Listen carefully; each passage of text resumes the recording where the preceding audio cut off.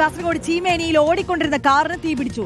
പടനയിൽ നിന്ന് കമ്പല്ലൂരിലേക്ക് പോയിരുന്ന വിവാഹ സംഘം സഞ്ചരിച്ച കാറാണ് കത്തി നശിച്ചത്. കാറിൽ നിന്ന് പുക ഉയർന്നതിനെ തുടർന്ന് വാഹനത്തിൽ ഉണ്ടായിരുന്നവർ നിർത്തി പുറത്തേക്കിറങ്ങിയതിനാൽ വൻ അപകടം ഒഴിവായി.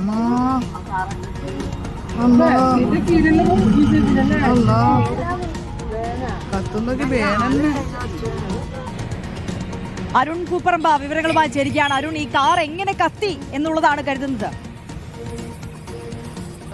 വലിയ അപകടമാണ് ഒഴിവായത്. പടന്നയിൽ നിന്ന് കമ്പല്ലൂരിലേക്ക് വിവാഹ ചടങ്ങിലേക്ക് പോവുകയായിരുന്ന സംഘം സഞ്ചരിച്ച വാഹനമാണ് കാറിനാണ് തീ പിടിച്ചത്. 5 പേരായിരുന്നു കാറിൽ ഉണ്ടായിരുന്നതെന്നാണ് നമുക്ക് ലഭിക്കുന്ന വിവരം.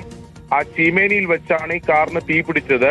ഈ കാറിന്റെ അകത്ത് നിന്നും പുക ഉയരുന്നത് കണ്ട് ശ്രദ്ധയിൽപ്പെട്ടത് തുടർന്ന് ഈ യാത്രക്കാർ ഉടൻ തന്നെ പെട്ടെന്ന് പുറത്തേക്ക് ഇറങ്ങുകയായിരുന്നു. അതുകൊണ്ടാണ് വലിയ അപകടം ഒഴിവായത്. ഇവർ പുറത്തിറങ്ങി നിമിഷങ്ങൾക്കകം തന്നെ ഈ കാർ പൂർണ്ണമായും അഗ്നിക്കിരയായി എന്നതാണ് പറയുന്നത്. പെട്ടെന്ന് നാട്ടുകാരെത്തി തീ അണക്കാനുള്ള ശ്രമം ആദ്യഘട്ടത്തിൽ നടത്തി. പിന്നീട് കയ്യൂരിൽ നിന്നുള്ള ഫയർഫോഴ്സ് സംഘം എത്തിയാണ് ഈ തീ അണച്ചത്. പക്ഷേ ആ കാർ പൂർണ്ണമായും തന്നെ കത്തി നശിച്ചിട്ടുണ്ട്. എന്താണ് തീപിടുത്തത്തിന് കാരണമെന്ന് വ്യക്തമായിട്ടില്ല. നമുക്കറിയാം, നല്ല ചൂടാണ്, അന്തരീക്ഷത്തിൽ നല്ല ചൂടാണ്, വെയിലാണ്.